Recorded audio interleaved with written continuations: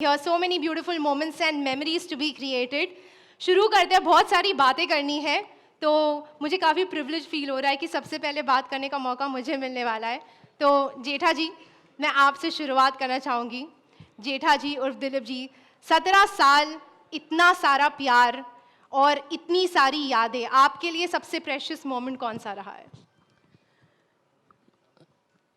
Hello, सबसे पहले आप सबको जय स्वामीनारायण. सबसे स्पेशल मोमेंट मैं कहूँगा जब आसिफ भाई ने मुझे ये रोल दिया, मुझे बुलाया ऑफिस में और कहा कि ये जेठालाल का रोल मैं आपको देना चाहता हूँ, आप करेंगे. और चूँकि मैं और आसिफ भाई हम लोग कॉलेज के ज़माने से एक दूसरे को जानते हैं और आज तक उन्होंने जितनी सीरियल की, जितनी कॉमेडी सीरियल की, उसमें सब में उन्होंने मुझे मौका दिया, एक अच्छा किरदार दिया है. चाहे वो हम सब एके हों, मेरे भी वंडरफुल हो, ये दुनिया रंगीन हो और ये तारक मेहता का उल्टा चश्मा हो. तो बचपन से हम तारक भाई की इस दुनिया ने उंधा चश्मा कॉलम को पढ़ते आए हैं और मैं इस कैरेक्टर से बहुत ही वाकिफ़ था कि ये कितनी धमाल और क्या इंटरेस्टिंग कैरेक्टर्स हैं.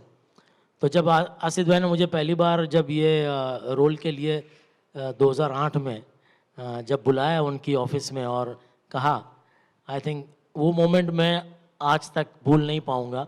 वो मेरे जहन में आज तक वो छपी हुई है, क्योंकि मैं समझता हूँ कि अगर वो मुझे ये रोल नहीं देते तो आज पता नहीं मैं कहाँ होता. और इतने करोड़ों लोगों का जो प्यार मिला है, जो इज़्ज़त मिली है और वर्ल्ड ओवर, वो मैं उससे वंचित रह जाता. बिल्कुल, बिल्कुल सही कहा आपने.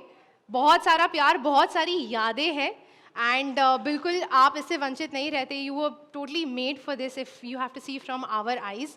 मेरा अगला सवाल बापूजी, चंपकलाल जी, आपसे है. आप एक तरह से कहें तो गोकुल धाम सोसाइटी के मॉरल कॉम्पस है, लेकिन आपको ऐसा कभी लगता है कि आप जेठालाल जी पे कुछ ज़्यादा ही स्ट्रिक्ट हो जाते हैं इससे? हेलो, आपको ऐसा लगता है? मेरे लगने न लगने से क्या ही फ़र्क पड़ता है, बताओ. कोई अच्छा. फ़र्क पड़ता है? नहीं, सबको पता है ना कि जेठालाल की शरारतें कितनी हैं, तो फिर डांट तो पड़ेगी ना. नहीं, उनका कहने का ये है कि जब भी कोई शरारत नहीं होती तो भी डांटते हैं. उसका क्या? वैसे तो पूछा नहीं ना, वैसा पूछा नहीं आपने. नहीं, वो डांट के पीछे प्यार है, छुपा है, तो वो डांट तो पड़ती रहेगी और प्यार करता भी रहूंगा मैं. क्या बात है. Thank you. बिल्कुल, बिल्कुल सही कहा आपने कि माँ बाप की डांट तो पड़ती रहती है, वो डांट के पीछे प्यार होता है. Very very Indian phenomenon out there ladies and gentleman. मेरा अगला सवाल है भिड़े जी से, हमारे एक मेव सेक्रेटरी. आप सबको सुधारते हैं गोकुल धाम सोसाइटी में, आप सबको सही गलत बताते हैं. कभी ये पासा आप पे उल्टा पड़ा है? नमस्कार सगळ्यांना, जय महाराष्ट्र, गणपती बाप्पा मोरया. उल्टा तो नहीं पड़ा फांसा, क्योंकि मेरे ख्याल से हर सोसाइटी में, मुंबई की हो या भारत की हो, हर सोसाइटी में एक भिड़े तो होता ही है, एक जेठालाल होता ही है. और जिसके पीछे भिड़े को पड़ना ही पड़ता है मेंटेनेंस के लिए. अगर हर एक सोसाइटी का एक एक मेंबर अगर अपनी जिम्मेदारी सही से समझे तो मेरे ख्याल से किसी सोसाइटी में कोई प्रॉब्लम होनी ही नहीं चाहिए, या कोई झांसा उल्टा ही नहीं पड़ना चाहिए. क्योंकि सेक्रेटरी का जो जॉब होता है वो एक बोलते हैं ना कि एक ऑनररी जॉब होता है, उसके लिए he is not paid for that, उसको पेमेंट नहीं होता. लेकिन जितने भी लोग आज सेक्रेटरी बने हैं या चेयरमैन बने हैं, लेकिन मैं उनकी पीड़ा समझ सकता हूँ कि हर महीने में मेंटेनेंस का चेक मांगने के पीछे जो पीड़ा होती है वो सिर्फ भिड़े ही समझ सकता है, कोई सेक्रेटरी समझ सकता है. और मेरे ख्याल से उसके लिए शिस्तबद्ध होना बहुत ज़रूरी है, डिसिप्लिन होना बहुत ज़रूरी है. तभी जाके गोकुलधाम सोसाइटी जैसी सोसाइटी हर जगह बन पाएगी. बिल्कुल. और ये जो एक ट्रैक पर आपका जो चलना है, that is exactly what makes us all tickle, what makes us all love you so much. Popatlal ji, आपकी जो शादी है वो एक नेशनल इशू बन चुका है. कभी आपने असित जी को कहा है कि अब तो करा दो? I am thankful to Asif भाई, क्योंकि 17 साल से मुझे हर रोज बैचलर फील करवा रहे हैं. 12 घंटे शूट पे रहता हूँ तो ये फील करता हूँ कि मैं बैचलर हूँ. बट जोक्स अपार्ट, अब सिर्फ यही बचा है कि मेरे घर पर रिश्ते के लिए लोग आते हैं कि इनकी अगर शादी ना हुई हो तो हमारे पास है सुकन्या और हम करवा देते हैं। लेकिन मुझे लगता है कि मुझसे ज़्यादा अच्छे तरीके से इसका जवाब आसिफ भाई दे पाएंगे, क्योंकि उन्हीं को पता है कि पोपटलाल के भाग्य में क्या लिखा है। आशीष जी क्या कहना चाहेंगे आप? कभी पता नहीं है। अभी मुझे लगता है पार्लियामेंट का मॉनसून सेशन में सवाल पूछने वाले हैं कि पोपटलाल की शादी के लिए कुछ करो। शादी होएगी, और क्योंकि कुछ लोग कहते हैं कि शादी मत करो पोपटलाल, ऐसे ही मजा आता है, शादी होएगी तो बेचारा बेचारा हो जाएगा।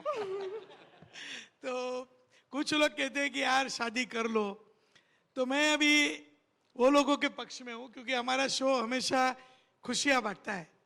तो मैं चाहता हूँ कि जल्द से जल्द बैचलर लोगों की जो भी शादी है, हमारा पोपटलाल मोस्ट ऐसा सबसे बड़ा बैचलर है हिंदुस्तान का, तो उसके लिए शादी तो करनी पड़ेगी। आपको क्या लगता है, करनी चाहिए कि नहीं करनी चाहिए? हाँ, कितने लोग हो, जरा हाथ ऊंचा करो ना, वोटिंग करते हैं मालूम पड़े। आधा आधा है, देखो अभी मैं इसमें फंसता हूँ, आधा लोग हाँ बोलते हैं, आधा लोग ना बोलते हैं। तो अभी ऑडियंस को तय करने दो, तब शादी करेंगे। चलो। मुझे लगता है जो हाँ बोलते हैं उनकी नहीं हुई है और जो ना बोलते हैं उनकी हो गई है, बस वही डिफरेंस होता है हमेशा। शादी का लड्डू। हम जैसे शादीशुदा लोगों के लिए एस्पिरेशनल हो आप। मैं अगला सवाल जो है माधवी जी आपसे पूछना चाहती हूँ। आप एक बिजनेस वूमेन है, अचार पापड़ का बिजनेस करती है, और वो जो एक आपका जो पूरा बिजनेस है और उसकी वजह से जो कैरेक्टर है वो इतना स्ट्रॉन्ग है। ऐसे कभी रियल लाइफ में हुआ है कि किसी ने आपको आके कहा कि आप हमारे लिए अचार पापड़ बना दीजिए, कुछ करेंगे, ऑर्डर लेंगे, ऐसा कोई मोमेंट हुआ? बहुत बार, मतलब जहाँ मैं जाती हूँ वो एक ही बात कहते हैं कि अचार का ऑर्डर देना है, कहाँ दे, भिड़े जी का नंबर दीजिए वगैरह, ये सब कुछ बातें होती है। और मुझे बहुत अच्छा लगता है कि मेरा कैरेक्टर जो असीस जी ने क्रिएट किया था शुरू में बिजनेस वूमन का, वो लोगों तक पहुँचा है बहुत अच्छी तरह से। और मैं हमेशा कहती हूँ कि माधवी के अचार की तरह हमारा शो है कि अचार जितना पुराना हो कैसे टेस्टी बनता जाता है, वैसे ही 17 साल से और आगे 25 साल कितना जितना पुराना हो जाए वो उतना ही निखरने वाला है। So I am so happy for my अचार and this show also. So thank you Asees ji once again. क्या बात है, सो ब्यूटिफुली पुट। अगला सवाल, और ये भी जो है हमारी जनता बहुत ही जोरों शोरों से जानना चाहती है। अय्यर जी, यस, आज एक ही बार में आप बता दीजिए, आखिर जेठालाल से आपकी प्रॉब्लम है क्या? Once and for all. दो माइक आ गए मेरे पास।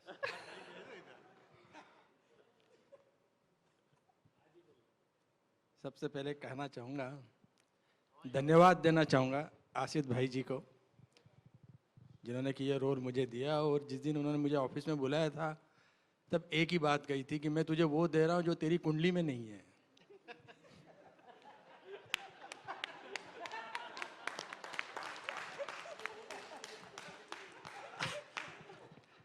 वो मुझे मिल तो गया, लेकिन उसके ऊपर बहुत लोगों की नजर लग रही है। बस यही मेरा जेठालाल जी से प्रॉब्लम है। Thank you. क्या बात है, वेरी वेरी ब्यूटीफुली पुट। एक बार जोरदार ताली हो जाए अर्जी के लिए यार। अगला सवाल ना मेरी जो महिला मंडली है उनसे है, रोशन जी, अंजलि जी, बबीता जी, कोमल जी, आप सभी से मेरा सवाल है। गोकुल धाम सोसाइटी में जो एक मज़ा है, एक चार्म है, गरबा हो, क्रिसमस हो, दिवाली हो, हर चीज़ सेलिब्रेट होती है और पूरी जो महिला मंडली है वो एक साथ एकत्र होकर सारे सेलिब्रेशंस करती है। आप लोगों के लिए जो सबसे यादगार मोमेंट है, जो ये सारे सेलिब्रेशन है, जो फन फेयर होता है, उनमें से कौन सा रहा है?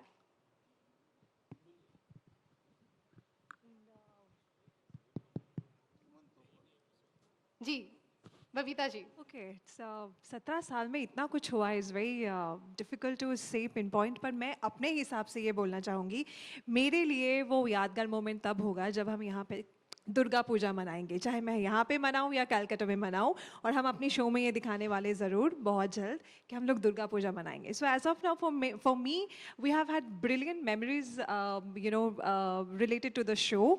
गरबा हम करते, गरबा तो खैर हम सिर्फ नवरात्रि में नहीं, कोई भी अच्छी क्या बोलते हैं मोमेंट कोई कुछ भी ऐसा अच्छा मोमेंट हो तभी भी करते हैं, but I think it's high time that we have to do Durga Puja in our show. But having said that, we have had wonderful memories with each other, doing various scenes, क्योंकि हमारी सबके बीच में एक अंडरस्टैंडिंग है, एक फ्रेंडशिप है, जो भी उसे फ्रेंडशिप का नाम दो, चाहे हम प्रोफेशनल है या जो भी है. So we have had really wonderful moments with each other, and I think जो भी हमने इतने दिनों तक साथ में किया है काम, अप्स एंड डाउन्स हुए हैं, सब कुछ होता है, but I think we have had really wonderful memories. सो मेरे लिए तो ये थोड़ा डिफिकल्ट है ये बोलना कि which one was, because I've been there since day one, thankfully. So for me, it's been a really great journey. How many years? 17 years, so many days. So yeah. Anyone else, please? I just want to say कि जैसे इन्होंने कहा, बहुत बार ऐसे होता है हम इतने फेस्टिवल्स यहाँ पे सेलिब्रेट करते हैं, जैसे होली हो या ये, उसके अगले दिन ऐसा लगता है कि नहीं वो तो हमने मना लिया, अब वो तो हो गया, अब घर पे क्या मनाना, या वो हम भूल भी जाते हैं कभी कभी कि नहीं होली तो मना ही नहीं है अब तक.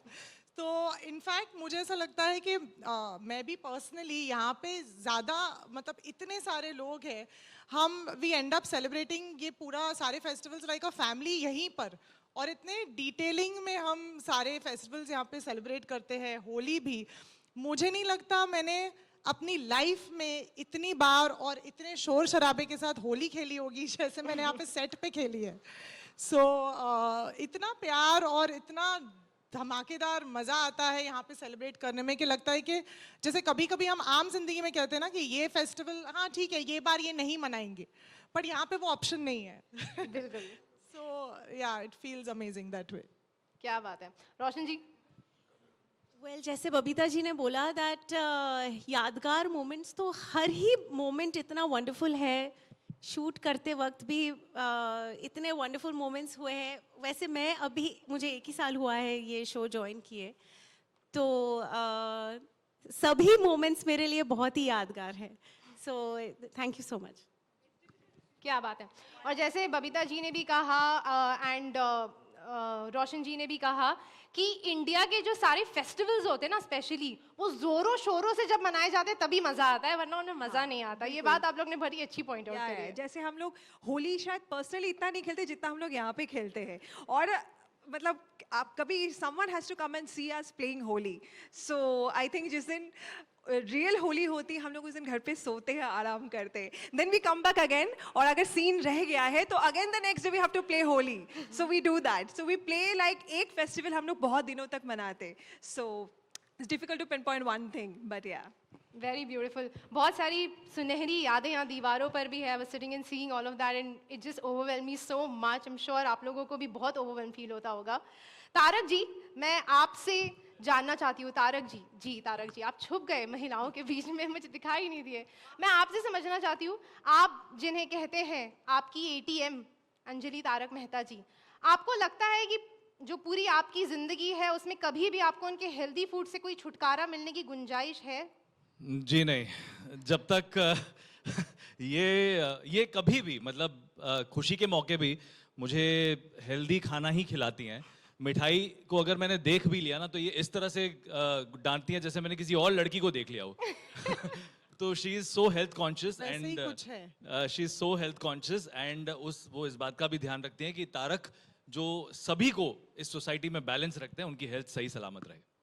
No, but on a very serious note, how do you feel about the entire family and you know such a huge celebration coming together? It's an amazing feeling.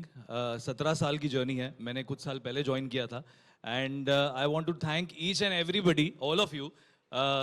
आप लोगों ने मेरे किरदार को इतने अच्छे से संभाल के मैनेज किया, और स्पेशली दिलीप जी, उन्होंने फ्रॉम द बिगिनिंग, पहले दिन से जो हमारा वो तारक और जेठालाल का जो दोस्ती वाला किस्सा है उसमें जान डालने के लिए उन्होंने शुरुआत से मुझे बहुत बहुत सपोर्ट किया. So thank you so much. क्या बात है, जोरदार तालियां हो जाए. This is what we call family. Market में जैसे पतंजलि होती